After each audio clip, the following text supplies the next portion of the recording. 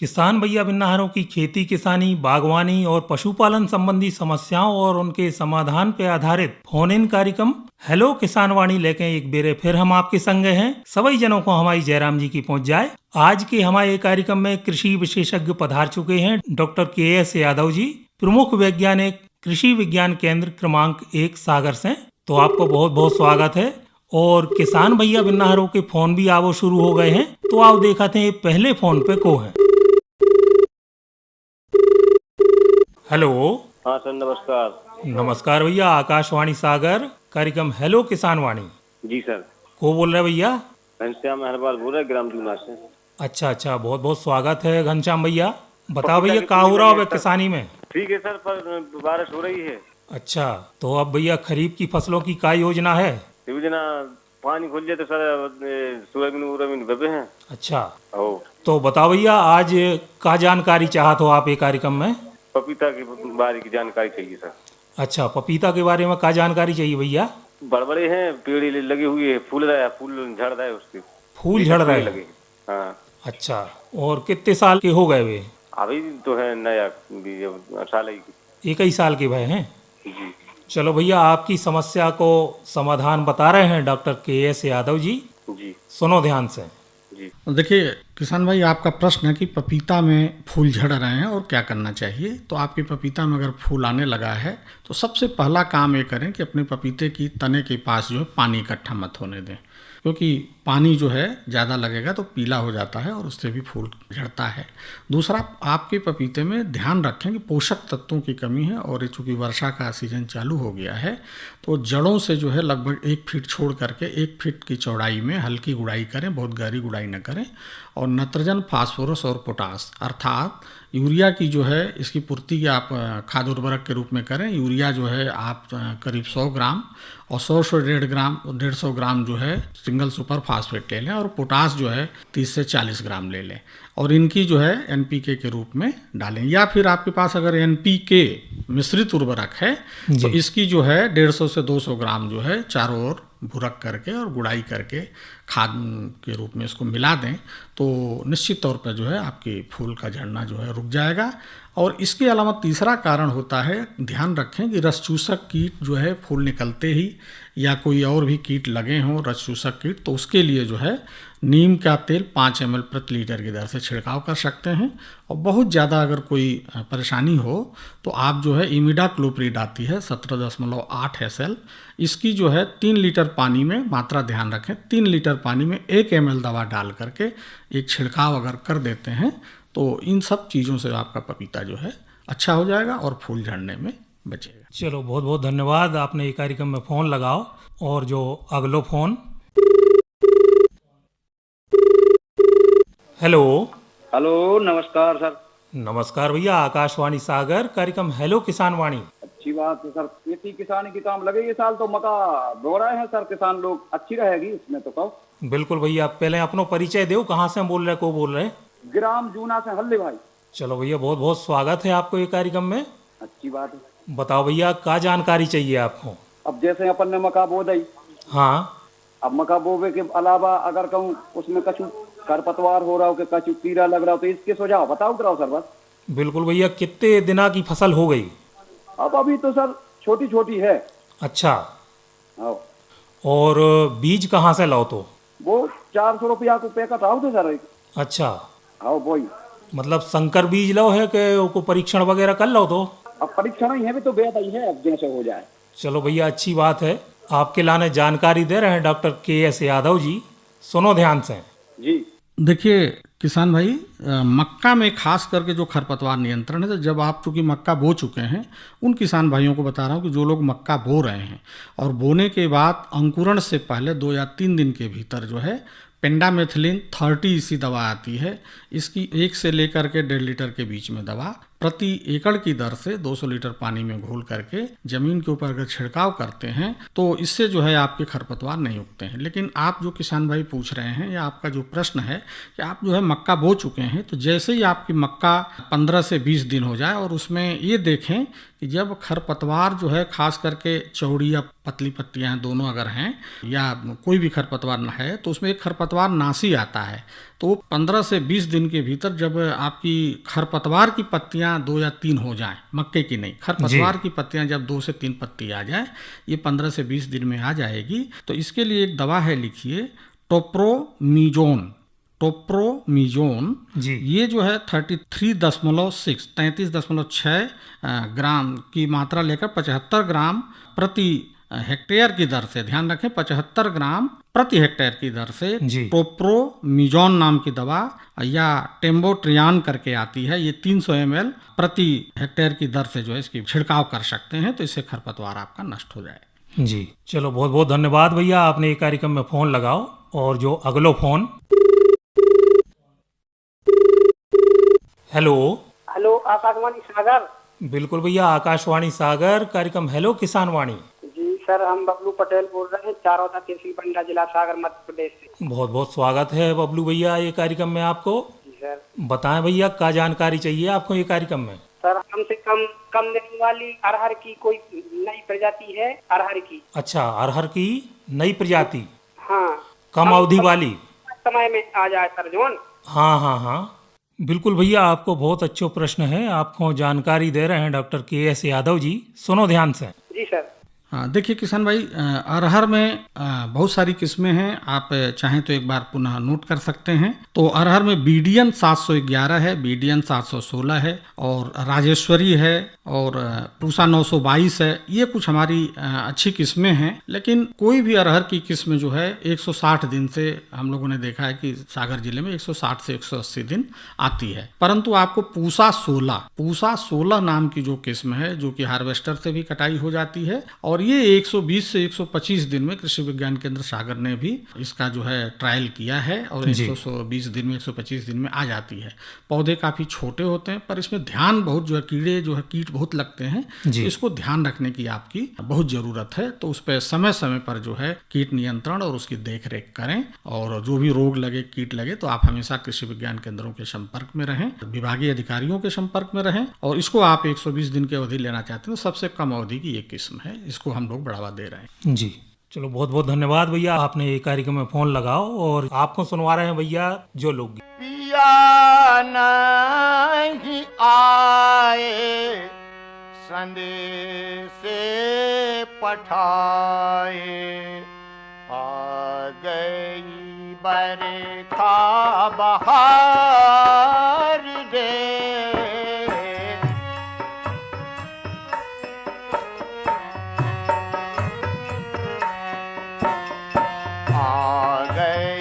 बरखा बहार रे, पिया नहीं आए, संदेश पठाए, आ गई बरखा बहार रे।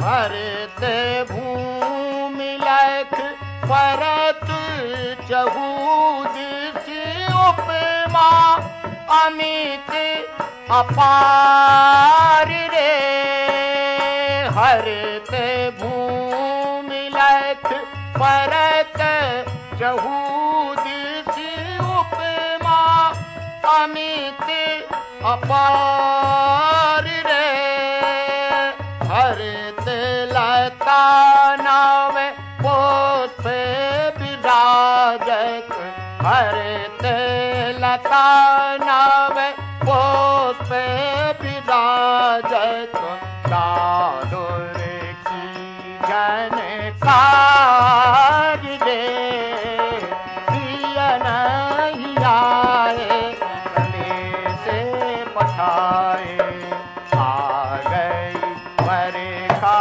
बहार रे, पिया नहीं आए।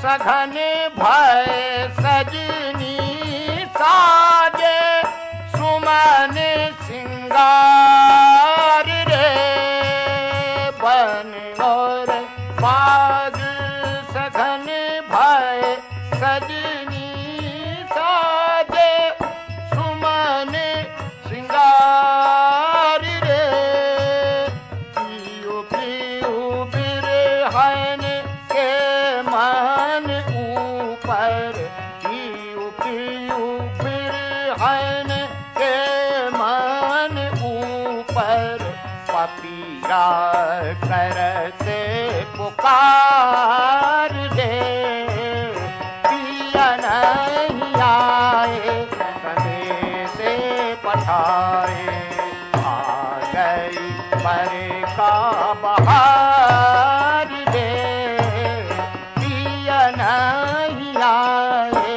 संदेश पठाए आ गई बरखा बहार दे।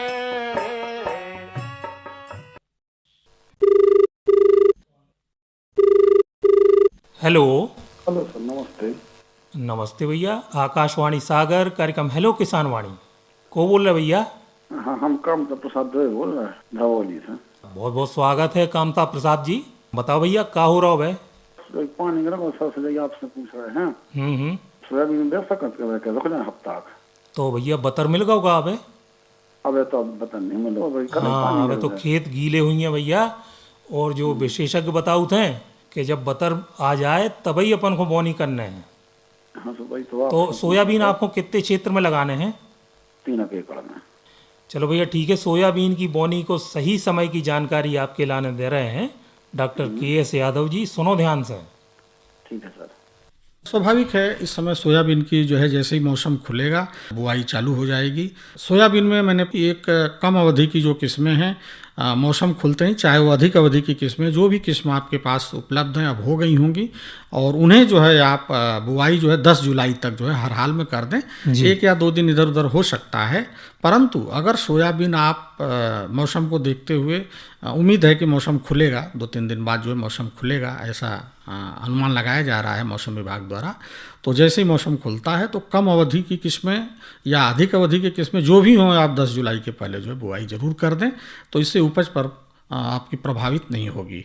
फिर भी मौसम को देखते हुए 2-4 दिन इधर उधर स्थानीय परिवेश के अनुसार या क्लाइमेट के अनुसार बुआई कर सकते हैं जी। और फिलहाल अगर ये स्थिति नहीं बनती है तो कोशिश करें कि आकस्मिक योजना के तहत जो बना करके रखें कि उसके बाद उड़द की बुआई आप 25 जुलाई तक जो है कर सकते हैं। जी चलो, बहुत बहुत धन्यवाद भैया, आपने ये कार्यक्रम में फ़ोन लगाओ। और जो अगलो फ़ोन।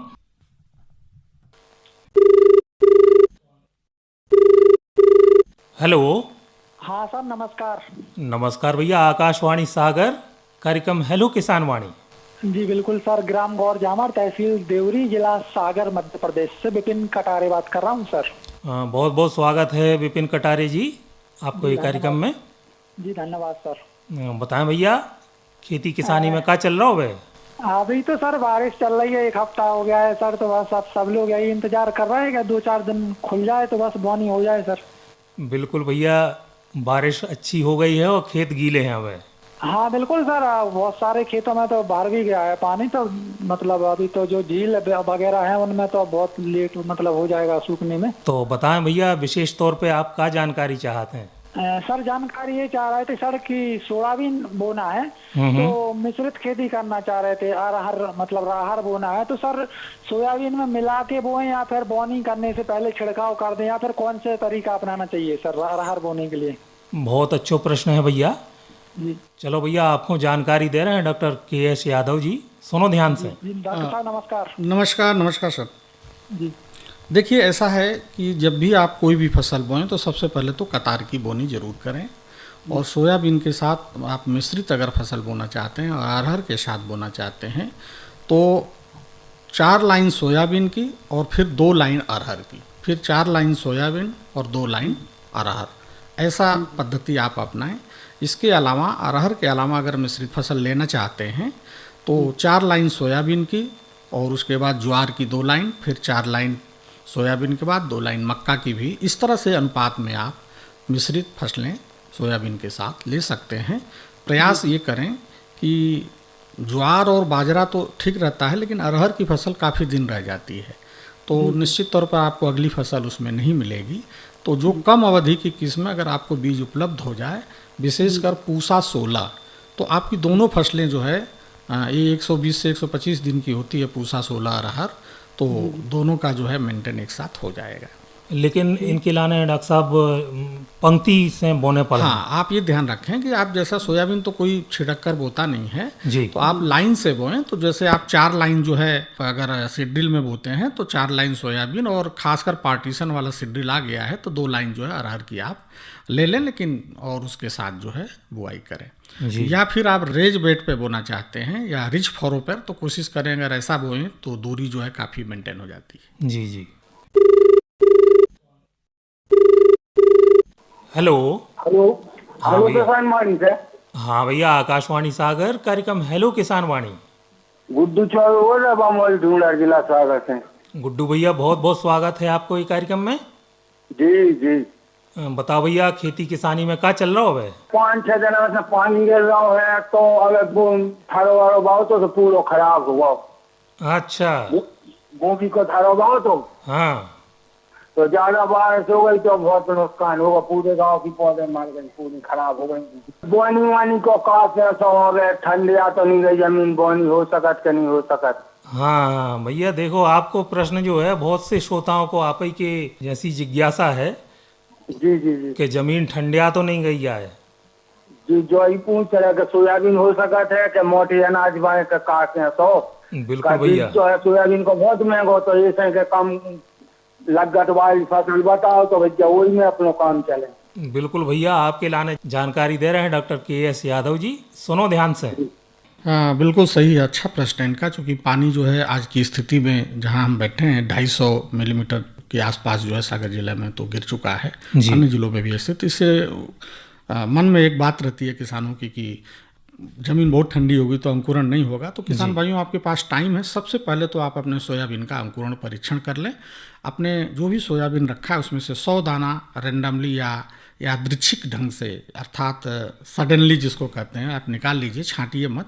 और 100 दानों को जो है आप जब कहीं भी कमरे में या बाहर साइड में जहाँ थोड़ी अंधेरा हो तो वहाँ लाइन बनाकर, या खुले में भी उसी खेत में ही आप लाइन से लगा करके बुआई कर दें या रेत के अंदर बुआई कर दें। और 100 दाना जैसे ही उगता है तो उसमें ये देख लें कि 70% से ऊपर आपका अंकुरण होना चाहिए। और अगर आपका घर का बीज है या आपका बीज जो है खराब है, तो अगर 70% से कम है तो निश्चित तौर पर जो है, अगर आपका जैसे मान लीजिए कि 65% है तो आप जो है 35 से 40 किलो बीज प्रति एकड़, 30 किलो पर एकड़ हम सजेस्ट करते हैं, बट 35 किलो पर एकड़ आप बोइए। इसी तरह से आपका 60% अगर अंकुरण है तो आप जो है 40 किलो बीज जो है प्रति एकड़ की दर से बोएं।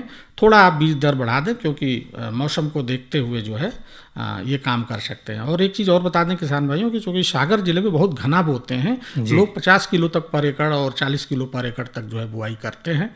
तो अंकुरण कम रहे तभी सीड रेट बढ़ाएं, अन्यथा बहुत कोई विशेष जो है प्रभाव 10 जुलाई तक नहीं पड़ेगा।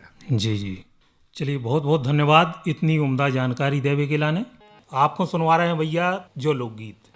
अरे पहली तो पावन रे, पहली तो पावन, अरे अकेती भई हो, अरे तुझे बराबर साथ, तीजे तो पावन, अरे सहोना भई, मैंने चुनरी लई है रगा, मैंने चुनरी लई है रगा, अरे मैंने चुनरी लई है रगा।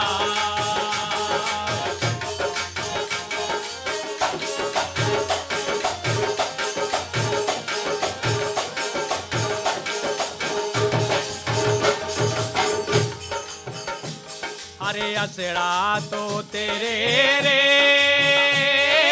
असड़ा तो तेरे, अरे सहोना लागे हो, अरे दुआ रही रे हरे यार, पीरन लोहुआ अरे आए ने, अरे मोरो जीरा धरे ना जी।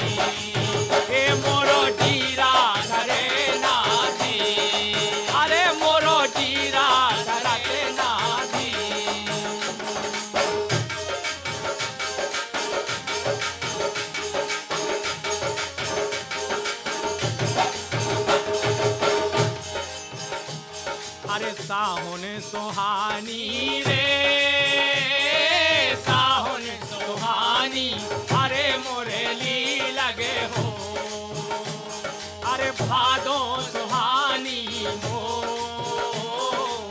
पूरी सुहानी अरे जबे हई लगे अरे बारे खेले बोर के दो ये बारे खेले बोर के दो।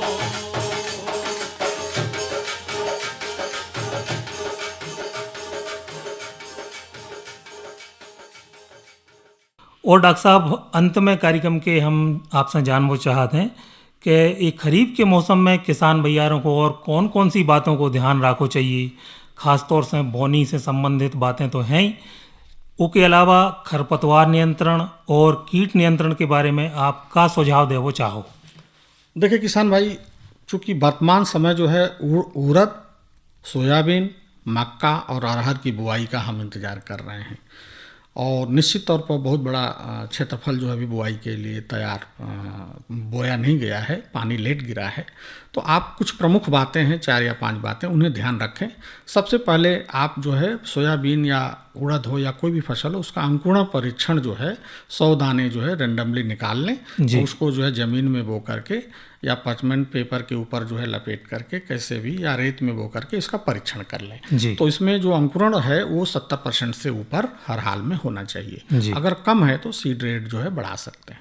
दूसरा, बीजों को बोने से पहले जब हम बीज बोते हैं तो ज़्यादा नमी है जमीन में, और जब नमी रहेगी या उस समय भी पानी गिर जाता है तो गहराई का ध्यान रखें कि बहुत ज़्यादा आपका गहरा ना हो और मौसम को ध्यान रखें, निगरानी रखें कि मौसम आगे क्या कहेगा। तो उस अनुसार जो उसकी गहराई का, हर फसल के अनुसार उसकी गहराई ऑप्टिमम या उत्तम गहराई पर ही बोएं। बहुत ज़्यादा गहरा ना बोएं, बहुत ज़्यादा उथला ना बोएं। और तीसरी बात है कि बीज उपचार जरूर करें। सबसे महत्वपूर्ण है बीज उपचार, क्योंकि बीज उपचार के काफ़ी फायदे होते हैं और उसमें आजकल जो है FIR अर्थात पहले आप फंजीसाइड या फफूंदनाशी अगर रोग से बचाने के लिए बीजों में और ज़मीन में भी होते हैं तो उनसे बचाने के लिए इसका प्रयोग करें, फफूंदनाशी दवा से उपचारित करें। और इसी तरह से फिर कीटनाशी, खास करके ऐसी स्थिति में जब नमी ज़्यादा होगा तो कीटों का प्रकोप ज़्यादा होगा, ज़मीन में काटने वाले, कुतरने वाले जो कीट हैं फसल को काटेंगे या रस चूसने वाले कीट होंगे। तो ऐसी स्थिति में इमिडाक्लोप्रिड 48%, ध्यान रखें, इमिडाक्लोप्रिड 48% की 1.25 ml दवा प्रति किलो बीज की दर से उपचारित करें। और इसके पहले अगर फंजीसाइड जो दवा है कार्बेंडाजिम और प्लस जो है मैंकोजेब, इससे जो है उपचारित 25% आती है ये, तो इससे उपचारित करें या कार्बाक्सिन से या वीटावैक्स से इत्यादि फंजीसाइड से जो है उपचार करके बोएं। और उसके बाद हमने जो बताया कि इमिडाक्लोप्रिड 48% 1.25 ml प्रति लीटर, अगर ये न मिले तो थायोमिथाक्सजाम आती है 30 FS की, तो इसकी जो है 10 ग्राम दवा जो है प्रति किलो बीज की दर से उपचार करें तो कोई भी कीटनाशी 20 से 25 दिन तक नुकसान नहीं करेगा। और तीसरा जो है कल्चर से जरूर उपचारित करें। कल्चर क्या है? खास करके राइजोबियम जो कल्चर होता है सोयाबीन का अलग होता है, उड़द मूंग का अलग होता है, ताज़ा अगर आपको मिल जाए और जैविक से करना चाहते हैं कल्चर से उपचारित करें। पर इससे पहले कल्चर के रूप में ट्राइकोडर्मा आता है, तो 5 से 10 ग्राम ट्राइकोडर्मा से बीजों को उपचार कर लें। और तत्पश्चात जो है PSB आती है कल्चर के रूप में, फास्फोरस सॉल्युबल बैक्टीरिया से खाद्य उर्वरकों की 25% बचत फास्फोरस की हो जाती है। तो डॉक्टर साहब, ये कल्चर जो अपन उपयोग कर रहे हैं अलग अलग फसलों के हिसाब से अलग अलग उपयोग करना पड़ेगा? बिल्कुल ध्यान रखें, दाली फसलों के लिए अलग आता है राइजोबियम लेगुमिनोसोरम, और खासकर जेपोनिकम या राइजोबियम जेपोनिकम जो होता है ये सोयाबीन का अलग होता है। अलग अलग इसका पैकेट पर लिखा रहता है। इनसे जो है 5 से 10 ग्राम प्रति किलो बीज की दर से कल्चर से अगर आप उपचारित करते हैं तो नत्रजन की भी बचत हो जाती है। और आजकल एक चीज़ और आ गई है, इफ्को की फास्फोरस सॉल्युबल जो नैनो जो फर्टिलाइजर जिसको कहते हैं ना, तो वो जो है DAP भी आ गई है। तो अगर किसान भाइयों को आजकल उपलब्ध है ये इफ्को के तरफ से, तो अगर किसान भाइयों को ये मिल जाता है तो इससे भी आप बीज का उपचार कर सकते हैं। और यहाँ तक कि अगर ये जैविक कल्चर आपको न मिले, खास तो एक ही कितनी मात्रा लेना पड़े? 2 ml जो है प्रति किलो बीज की दर से जो है इसका बीज उपचार करें। और खास करके डीएपी की जो मैंने बताया, जी। और नहीं तो अगर आपको खासकर जैविक जो भाई किसान है, प्राकृतिक खेती या जैविक खेती को हम लोग महत्व दे रहे हैं, जी। अगर इससे बीज उपचार करना है तो पहले ट्राइकोडर्मा से करें और उसके बाद जो है ट्राइकोडर्मा के बाद जो है पीएसबी से करें, जी। और फिर राइजोबियम कल्चर से करें। और ये दवाएं जो हैं अगर आपको बाजार में उपलब्ध हैं तो ठीक है, नहीं तो कृषि विज्ञान केंद्रों में, खासकर कृषि विज्ञान केंद्र हमारा एक बिजौरा देवरी में है जी। और कृषि विज्ञान केंद्र सागर में है, जी। ताज़ा जो है आपको उपलब्ध हो जाएंगे और अच्छी क्वालिटी के हैं, तो आप वहाँ से भी ले सकते हैं। जी। हेलो। हाँ, किसान वाणी। हाँ भैया, आकाशवाणी सागर, कार्यक्रम हेलो किसान वाणी। सर मैं चंद्रकांत पटेल बोल रहा हूँ पंतनगर से। अच्छा अच्छा, बहुत बहुत स्वागत है चंद्रकांत भैया। जी, मैं अपनी छत पर मौसमी सब्जियां उगाना चाहता हूँ। अच्छा अच्छा, तो कौन सी सब्जियां लगाएं, कैसी लगाएं, आप जरा। बहुत अच्छा प्रश्न है भैया। जब समय की मांग है कि अपन घर के उपयोग के लाने, खुद के उपयोग के लाने सब्जियां घर पे लगाएं। अगर अपने पास जमीन है, छत है, और अगर अपन घर पे अपनी सब्जियां उगा रहे हैं तो इसे अच्छो कछु हो ही नहीं सकत। तो बिल्कुल भैया आपके लाने जानकारी दे रहे हैं। मनो आप जा बताएं कि आपकी छत को एरिया कितो है? हमारी छत को है 30 बाई 30 है। अच्छा अच्छा। हाँ, तो हमारे ऊपर की जगह खाली है ऊपर। और आपकी क्या योजना है भैया, कौन सी सब्जियां लगावो चाहते हैं आप? हम जो मौसमी सब्जियां हैं जो बरसात में अपनी। बिल्कुल भैया, करेला है, हैं, कद्दू भी लगा सकत भैया, बेल वाली सब्जियां अपन लगा सकत हैं। संगे संगे मिर्च है, धना पत्ती है, पुदीना है, ये भी भैया अपन गमलों में लगा सकत हैं, है ना। तो चलो भैया आपके लाने विस्तार से जानकारी दे रहे हैं डॉक्टर KS यादव जी, सुनो ध्यान से। देखिए भाई, अगर आप मौसमी सब्जियां लगाना चाहते हैं और गमलों में लगाना चाहते हैं या छत के ऊपर लगाना चाहते हैं जी, तो सबसे पहले ध्यान रखें कि खरीफ में जो है अगर आपके पास टमाटर है, बैगन है, मिर्च है और कुछ कद्दू वर्गीय सब्जियां जैसे लौकी है, आपकी करेला है, बरबटी है, ये सब लगा सकते हैं। और उसको लगाने के लिए आप जो है छत पे एक चीज़ ध्यान रखें कि बहुत से लोग जो है छतों पे मिट्टी डाल करके, ईंटा करके, रख करके उसमें लगाते हैं। कृपया ऐसा ना करें क्योंकि छत की क्वालिटी आपकी खराब होती है जी। और ऐसी स्थिति में आप गमलों में या बैग आते हैं आजकल बर्मी बेड टाइप के जो बने होते हैं हरे रंग के जी, उसमें आप लगाएं या अन्य किसी पॉट्स में जो है रख करके उनमें लगाएं। और इनको जो है लगाने के बाद जैसे बेल वाली सब्जियां हैं तो आजकल जो है 2 खूंटी नुमा जैसे हम कपड़ा टांगते हैं जी जी, उसी टाइप के जाल आने लगे। तो जो बेल वाली सब्जियां हैं आप 1 या 2 गमलों में लगाकर उनका सहारा दे देंगे तो निश्चित तौर पर जो है वो उस पर फैल जाएंगी।